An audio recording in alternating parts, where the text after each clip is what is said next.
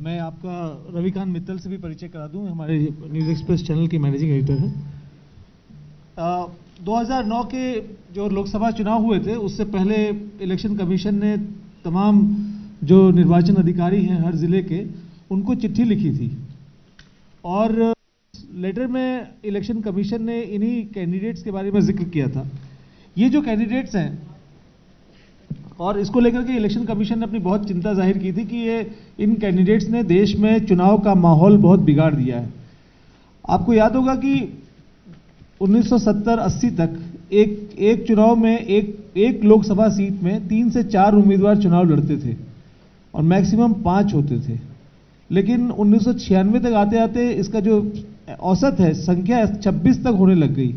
26 candidate एक ही Lok Sabha seat से चुनाव लड़ने लगे। उसके बाद चुनाव आयोग ने उसकी सीमा बढ़ाई, जमानत राशि की सीमा बढ़ाई, उसको 10,000 किया। पहले 500 रुपये होता था, उसको 10,000 किया। तो उसके बाद वो संख्या कुछ घटी। लेकिन 2009 के जो लोकसभा चुनाव हुए थे, उसमें भी ये संख्या जो औसत है वो करीब 16 कैंडिडेट का है एक सीट से।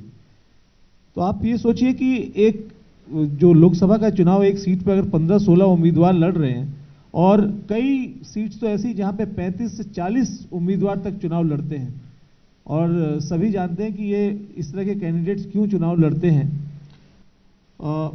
ये कैंडिडेट्स क्यों चुनाव लड़ते हैं, इसी को लेकर के हमने इस इन्वेस्टिगेशन को अंजाम दिया और जो बातें आपके सामने आई वो हमने आपको दिखाई।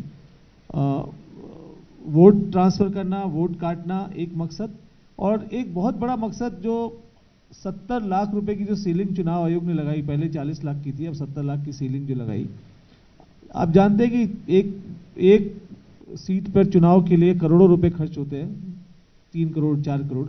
ये पैसे कहाँ से आएंगे और पैसों को कैसे दिखाया जाएगा? तो जो बड़ी पार्टियों के उम्मीदवार हैं वो इनको खड़ा करके अपना चुनाव का खर्चा कम करने की कोशिश, अपने चुनाव का खर्चा इनके जरिए निकालते हैं। मतलब इनको डमी की तरह इस्तेमाल करते हैं, इनकी गाड़ियां इस्तेमाल करते हैं, इनके पोल, इनके एजेंट्स इस्तेमाल करते हैं। तो इस पर ये पूरा इन्वेस्टिगेशन आपने देखा। आपके कोई सवाल हो तो इसके अलावा कोई क्वेश्चन किसी का? हाँ,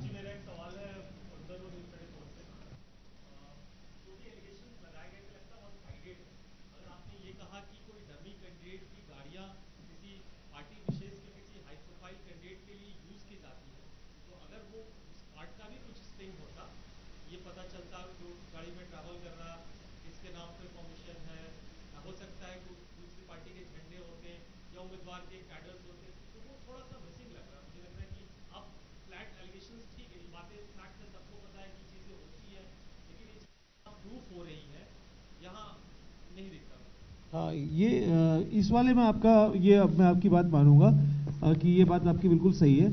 लेकिन जैसे इन्हीं चुनाव की हम बात करें तो मथुरा की सीट है।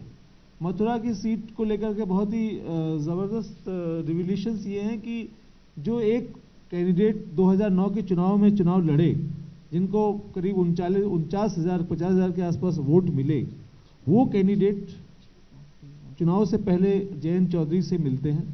उससे पहले वो हमारे कैमरे में बोलते हैं कि हमारी उनके साथ डीलिंग चल रही है और मैं उनको अपने वोट ट्रांसफ़र करूंगा। उसके बाद ये स्टिंग ऑपरेशन के दौरान ही ये वो बोल रहे हैं, और स्टिंग ऑपरेशन जब चल रहा है उसके नेक्स्ट डे वो एक तारीख बताते हैं, और उस तारीख में एक प्रेस कॉन्फ्रेंस होती है जिसमें जयंत चौधरी और वो जो सज्जन हैं दोनों एक साथ नज़र आते हैं। और उसके बाद फिर वो वापस कहते हैं कि देखिए अब मेरी डीलिंग हो गई है, मैंने पब्लिकली बोल दिया कि मैं इनको सपोर्ट करूंगा। तो जो हम लोग दरअसल प्रेस कॉन्फ्रेंसेस में जो खेल देखते हैं कि प्रेस कॉन्फ्रेंसेस में हम अचानक देखते हैं कि ये समर्थन के लिए 4 लोग खड़े हो गए, उसके पीछे क्या खेल होता है उसको लेकर के हमने अगर इन चुनाव की बात करें तो इस तरह की चीज़ें इसमें सामने आई हैं। कि विधानसभा चुनाव में जो राजस्थान के हैं, तो जिन जिन सीटों पर उन्होंने क्लेम किया कि हम इन सीटों पर हमने वोट काटने का काम किया है, क्योंकि वो चुनाव हो चुके थे, तो हमने वहाँ पे भी इन्वेस्टिगेशन किया है कि भाई इनके कैंडिडेट थे कि नहीं थे, और थे तो उन्होंने कितने वोट काटे। तो वो जब आप ऑपरेशन देखेंगे तो उसमें पता लगेगा कि जो इन लोगों ने क्लेम किया है वो ग्राउंड पे कितने सच हैं या झूठ हैं, कि केवल ये क्लेम कर रहे हैं, तो वो भी आपको ऑपरेशन में देखने को मिलेगा।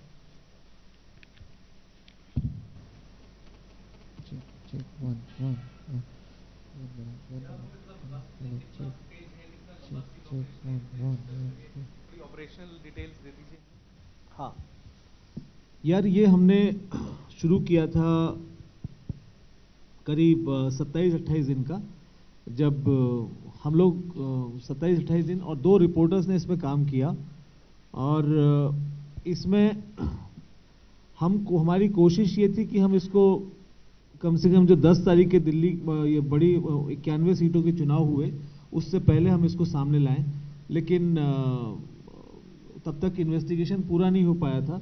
कुछ लोगों ने टाइमिंग को लेकर के भी बात की कि पहले क्यों नहीं दिखाया, लेकिन आप जानते हैं कि इस तरह की जो स्टोरीज होती हैं वो आप तभी कर सकते हैं जब इलेक्शन प्रोसेस शुरू हो।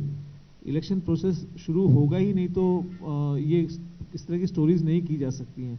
तो हमने जब इलेक्शन प्रोसेस शुरू हुआ उसके बाद इस इन्वेस्टिगेशन को अंजाम देना शुरू किया और करीब 27-28 दिन लगे और कोशिश थी कि 10 तारीख से पहले करें, लेकिन उसमें डिले हो गया और फिर हम लोग 9 तारीख तक तैयार थे, लेकिन इलेक्शन कमीशन की गाइडलाइंस थी जिसके तहत वजह से हम लोग इसको 9 को नहीं दिखा पाए। तो अब आज हमको लगा कि उपयुक्त दिन है, इसलिए इसको आज दिखा रहे हैं। यार इसमें फुटेज होगा कम से कम 30 घंटे का तो फुटेज होगा आराम से।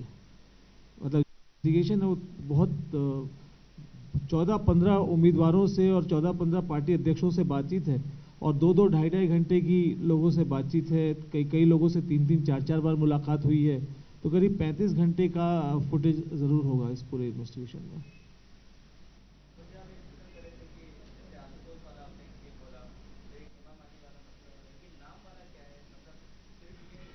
दो ही इस तरह के इशू हैं कि 2 कैंडिडेट थे या फिर कहीं और भी आपने देखा है कि नाम इस रैली में भी 3 जगह थी? तो ये आप कैसे मतलब इसको केवल 1-2 एग्जांपल देख के आप बोल रहे हैं या कुछ और भी हैं आपके पास? नहीं, हमारे पास ये 2 ही हैं। हमारे इन्वेस्टिगेशन में हेमा मालिनी और आशुतोष के जो नाम वाले लोग हम नाम लोग लड़ रहे हैं और वो क्यों लड़ रहे हैं ये हम आपको स्टोरी में दिखाएंगे। लेकिन ये बहुत ही दिलचस्प है कि कोई भी जिस कैंडिडेट का नाम है उससे जुड़े नाम के जो 4-4, 5-5 लोग उम्मीदवार मैदान में आ जाते हैं। दरअसल एक कोशिश सिर्फ इतनी है कि जो एक आम मतदाता है उसको जो धोखा देने की कोशिश की जाती है। आम मतदाता बहुत ज़्यादा समझ नहीं पाता है जब वो वोट देने जाता है, तो आम मतदाता को जो धोखा देने की जो तमाम अटेम्प्ट्स किए जा रहे हैं अलग अलग तरीके से कि आप जैसे जो राजस्थान के बारे में जो इसमें इन्वेस्टिगेशन में बातें आई विधानसभा चुनाव में, वो बहुत ही चौंकाने वाली इसलिए हैं क्योंकि उस उम्मीदवार जिस पार्टी ने वहां पे अपने डमी कैंडिडेट खड़े किए थे, करीब 28-32 के आसपास उन्होंने डमी कैंडिडेट्स खड़े किए थे 11 विधानसभा चुनाव में, और उन्होंने दावा किया और जो कि हमने बाद में देखा भी। उन्होंने कहा कि आप देखिए हमने इन जगहों पर अपने उम्मीदवार खड़े किए थे और एक भी जगह पर मुस्लिम उम्मीदवार जीत नहीं पाया। सारे के सारी जगह पर भारतीय जनता पार्टी के उम्मीदवार जीते क्योंकि हमने जो मुस्लिम उम्मीदवार खड़े किए थे उन्होंने सारे मुस्लिम वोट काट दिए, जिसकी वजह से भारतीय जनता पार्टी को फायदा हुआ। उसके बाद जो उन्होंने दावा किया और उसके बाद फिर हमने जो रिजल्ट आए विधानसभा चुनाव के उनको देखा तो वो दावा बिल्कुल सही पाया गया। वाकई जैसे किशन पोल विधानसभा सीट थी, मैं स्पेसिफिक उसका ही नाम इसलिए ले रहा हूँ, बाकी भी उसमें इन्वेस्टिगेशन में है, वहाँ पर भी 18-20 के आसपास डमी कैंडिडेट खड़े थे। तो ये बहुत मतलब चुनाव आयोग को गौर करना चाहिए कि कोई चुनाव होता है, चुनाव में कैंडिडेट चुनाव लड़ रहे हैं बड़ी पार्टियों के, लेकिन साथ साथ बड़ी पार्टियों के कैंडिडेट अपने को सिक्योर करने के लिए दूसरी पार्टी के वोट काटने के लिए क्या काम कर रहे हैं, ये बहुत चिंता की बात है कम से कम हमारे लोकतंत्र के लिए।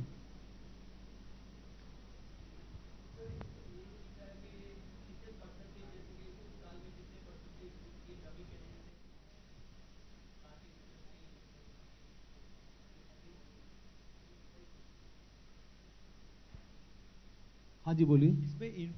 इसमें वो नहीं दिखाता कि भाई ये डमी कैंडिडेट्स कितने परसेंटेज वोट काटे इन्होंने, जो कंपेयरिंग टू द लाइक जिसको नुकसान पहुंचाना चाहते थे उससे कितना वो लोग परसेंटेज, मतलब इनको कितने वोट्स मिले या कुछ ऐसा कुछ दिखा। हाँ ये है ना, पूरा इन्वेस्टिगेशन में ये है। जैसे अभी आपने सुना होगा कि दिल्ली के बारे में उस एक पार्टी के व्यक्ति ने क्लेम किया कि शाजिया इल्मी को मेरे कैंडिडेट ने हराया। आपको याद होगा कि दिल्ली में सिर्फ मेरे ख्याल से 300 या 350 सीट के अंतर से शाजिया 350 वोट के अंतर से शाजिया हारी थी।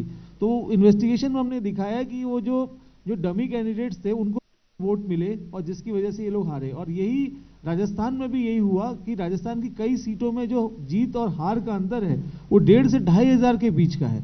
तो 1,500 से 2,500 के बीच का अंतर है और उसमें आपके 12 डमी कैंडिडेट अगर खड़े हो गए और वो अगर उन्होंने 400 भी वोट ले लिए तो उसने तो जो कैंडिडेट जीतने वाला उसका नुकसान कर दिया। तो ये एक बहुत बड़ी बात है कि जो वोट काटने के लिए जो उम्मीदवार खड़े किए जा रहे हैं वो उस पर काफी अच्छे से इन्वेस्टिगेशन किया है। जी सर।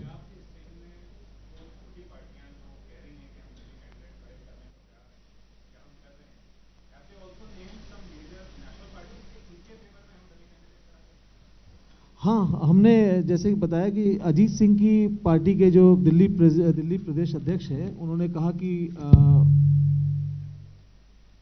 कहा कि वो जिसके भी फेवर में करेंगे। मतलब देखिए उसमें हमारे जो रिपोर्टर्स हैं वो एक लॉबिस्ट बन के गए थे, पॉलिटिकल लॉबिस्ट बन के गए थे और हमने उस वक्त किसी पार्टी का जिक्र नहीं किया कि हम किसी एक पार्टी को सपोर्ट करना चाहते हैं। हमने कहा कि हमारी पार्टी है वो हम आपको वक्त आने पे बताएंगे।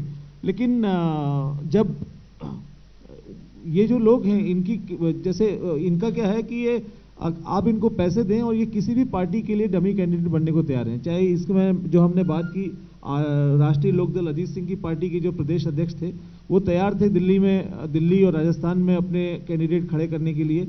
बहुजन समाज पार्टी का जो उम्मीदवार इस वक्त चुनाव लड़ रहे हैं नागौर से, जो कि बहुत इंपॉर्टेंट सीट है, आपको मालूम होगा ज्योति मिर्धा जो नाथूराम मिर्धा की पोती हैं, वो ज्योति मिर्धा वहाँ से कांग्रेस के लिए चुनाव लड़ रही हैं। पिछली बार वो जीती थी। तो ज्योति मिर्धा की सीट पर उनका सीधा मुकाबला बीजेपी से ही है। उस सीट पर जो बहुजन समाज पार्टी के उम्मीदवार हैं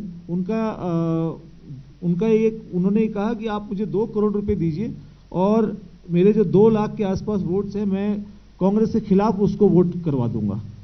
तो जो बड़ी पार्टियों के नेता का जो आपने सवाल किया है, बड़ी पार्टियों का, उसमें ये जो उम्मीदवार हैं डमी, इनसे हमने जब बात की तो किसी एक पार्टी का नाम लेकर के बात नहीं की। हमने कहा कि हमारा एक राजनीतिक दल है, उसके लिए हमको सपोर्ट करना है। तो ये किसी भी बड़ी पार्टी या कोई भी इनको जो भी पैसा दे उसके समर्थन में ये वोट काटने को या बैठने को या वोट जो सुविधाएं दिलवाने को जो चुनाव आयोग की सीलिंग है 70 लाख की, उससे अतिरिक्त कैसे खर्चा होगा उसको करने के लिए लोग तैयार नजर आए।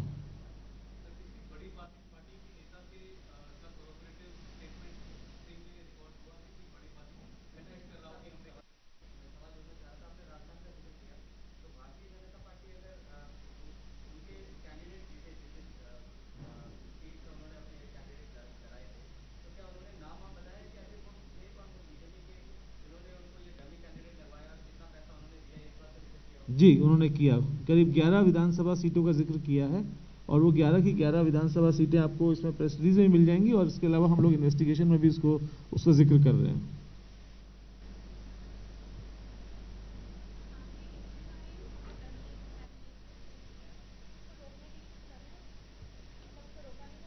हाँ, उसको चुनाव आयोग की जानकारी में चुनाव आयोग करेगा, उसमें हम लोग कुछ नहीं कर सकते।